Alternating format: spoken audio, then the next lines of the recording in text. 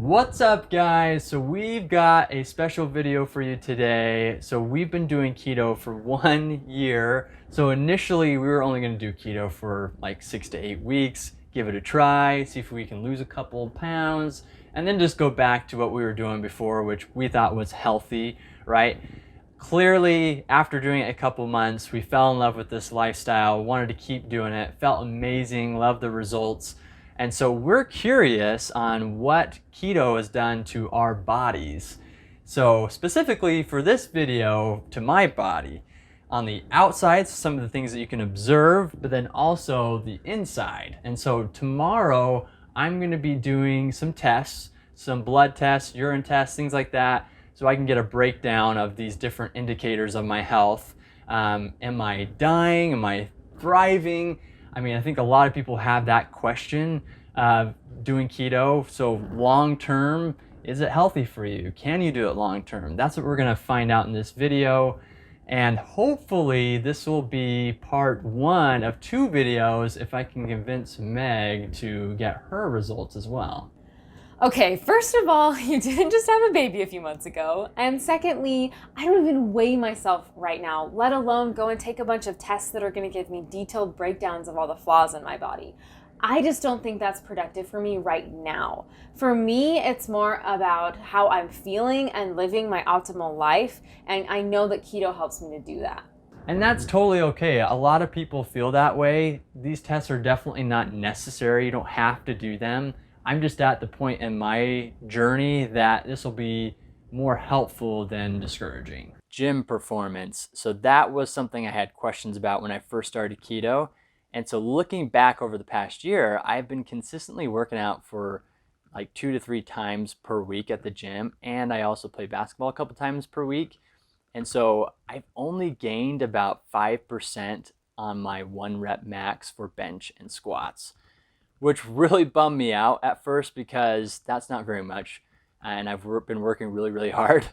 But then I thought, okay, I lost almost 30 pounds. And usually when you weigh more, you can lift more. And so to put things in perspective, I couldn't even bench my body weight a year ago. And now I'm benching 20 pounds over my body weight. And so that went from about 95% of my body weight to about 115% of my body weight. So if you look at it that way, it made me feel a lot better. I am curious to see how that's going to change this year since I don't have 30 pounds to lose. And with that, I forgot to mention this, but I'm also going to be doing a DEXA scan, which measures like your body fat percentage, your lean mass, your bone density. That's another good test to see if you're moving in the right direction. So I'm excited to do that, and I'll share my results with you guys later. All right, guys, so I got my test results back, and just want to say first off, these tests are definitely not cheap. It's an investment in my health. And so I found a place that I did my DEXA scan for about $75 per scan, so not too bad. And then my blood tests, which did include quite a bit, I found a Groupon deal for like $125. So I'm first gonna go over my DEXA scan results and then go over my blood work. So I found out from the scan that I'm 19.5% body fat, which puts me in the normal zone, which kind of surprises me because I'm a pretty lean person and I lost almost 30 pounds.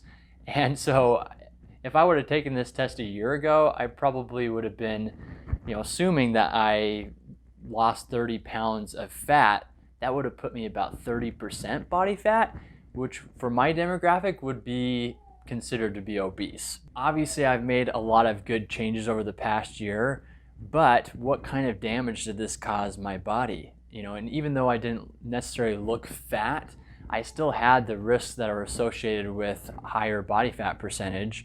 And so also thinking about what if I had not made this change and didn't start keto? So those are some questions that I've been thinking about as I've been taking these tests and reflecting over the past year. So it was interesting that the scan showed that I was about 13 to 15% body fat in most of the different categories.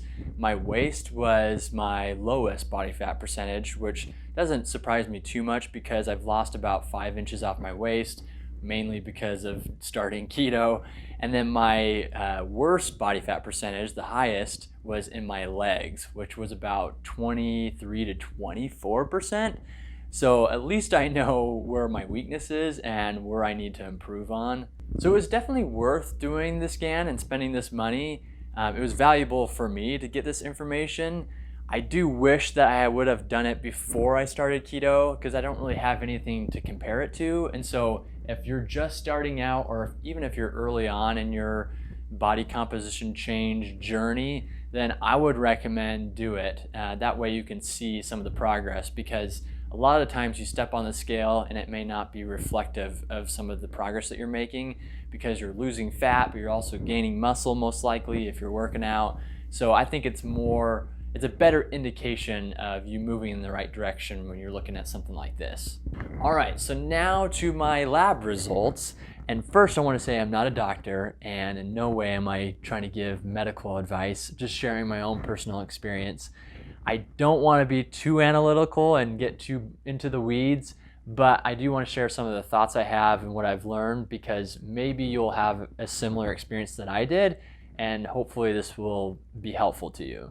So there was a few things on the test that came up abnormal or not optimal, and the first one was ketones. It said abnormal, which I thought was kind of funny because obviously being on the keto diet, you're going to show more ketones, right? It's going to show up.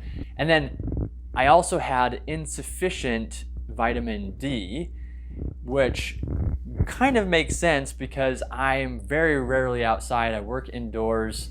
And I also read an article that about 42% of Americans are vitamin D deficient. So it sounds like it's a pretty common thing. But overall, most of my results came back really good. Like my blood sugar, A1C, inflammation markers, they either all stayed the same about or they improved slightly, which was really good.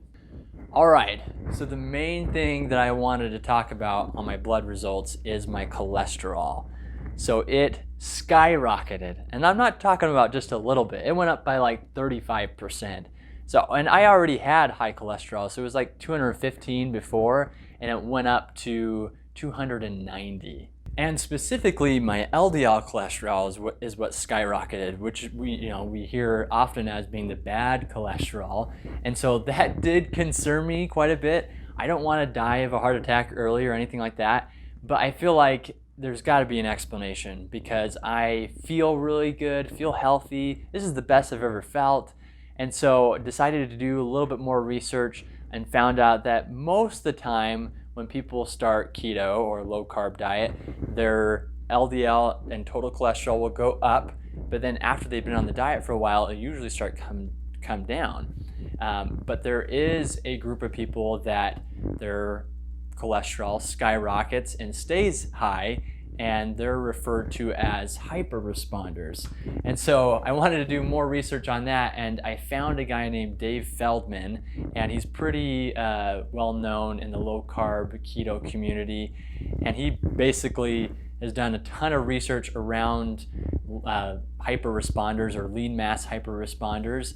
And I'm not going to get into it right now, but if you are a hyper-responder or if you want to learn more about it, I would check out his YouTube videos, really helpful. And also his website's pretty helpful too. So the question is, should I be worried? And after doing research, I think what I found is that we really shouldn't be focusing on LDL or total cholesterol. It's not a great indicator of heart disease, but when people say that it is, it's like saying because you were found at the crime scene of a crime, you are the criminal, right? There's obviously some kind of correlation, but it's not a direct causation. Doctors and medical professionals commonly suggest that LDL cholesterol is the culprit, but the evidence really doesn't support that. And so what is a good indicator of heart disease? I would say in short, triglycerides is one. And so for me, mine was at 80, which is low, which is good. So that made me feel a lot better about my results. But there's other indicators, right? Things like your insulin levels and your inflammation, and even like your hip to waist ratio, Dave Feldman also talks about remnant cholesterol. So there's lots of other indicators that are, in my opinion, better than looking at your LDL cholesterol. So what am I going to change from doing these tests for year 2 of being on keto? And so the first thing I'm going to do is I'm going to be outside more and get more sunlight, get more vitamin D. The second thing is I'm going to be way more consistent on training my legs. I have huge opportunity for improvement, and my goal is to lose about another 5% body fat, but still gain about 5 to 10 pounds of muscle.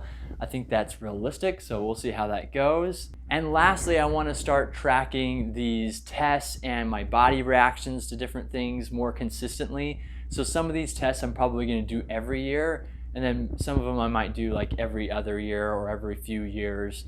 But I also want to like get a ketone meter and glucose meter. That way I can see what foods have different reactions for me personally. And so I might try to invest in that and also get like a food diary. Obviously this stuff isn't necessary. Just stick with the basics, right? Especially if you're just starting out. But as you get more into this lifestyle, I think it's important to start tracking different things because it can be really helpful as you continue to make some progress. So I'm glad I took these tests. Definitely worth it for me. Knowledge is power. But let me know what you guys think in the comments below. What other tests should I be taking that is a good indicator of health? All right, guys, we'll see you in the next video.